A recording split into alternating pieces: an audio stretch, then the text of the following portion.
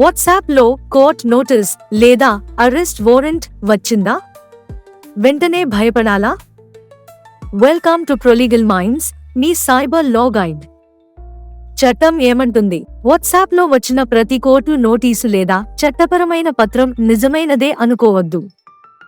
ప్రస్తుతం సైబర్ నేరస్తులు నకిలీ కోర్టు నోటీసులు, నకిలీ పోలీసు సమన్లు, నకిలీ సిబిఐ, ఈడీ నోటీసులు, నకిలీ అరెస్ట్ వారెంట్లు పంపి ప్రజలను భయపెట్టి డబ్బు వసూలు చేయడానికి ప్రయత్నిస్తున్నారు. దీనిపై ప్రభుత్వం కూడా హెచ్చరికలు జారీ చేసింది. ఇన్ఫర్మేషన్ టెక్నాలజీ యాక్ట్ 2000లోని సెక్షన్ 66D ప్రకారం కంప్యూటర్ లేదా కమ్యూనికేషన్ పరికరాన్ని ఉపయోగించి వేరొకరిగా నటిస్తూ మోసం చేయడం నేరం.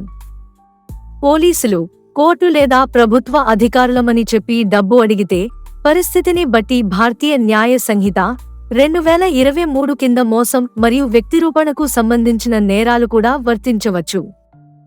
తెలియని లింకులు ఓపెన్ చేయకండి, ఏపీకే ఫైల్స్ డౌన్లోడ్ చేయకండి, క్యూఆర్ కోడ్లు స్కాన్ చేయకండి, డబ్బు పంపకండి.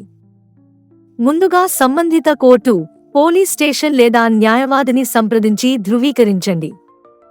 బాటమ్ లైన్, భయం మోసగాళ్ల ఆయుధం. ముందుగా ధృవీకరించండి, తర్వాతే చర్య తీసుకోండి. Website prolegalminds.com. సంప్రదింపుల కోసం బుక్ చేసుకోండి. call.com Prolegal Minds. WhatsApp 9494051717. Call చేయండి 9494051717.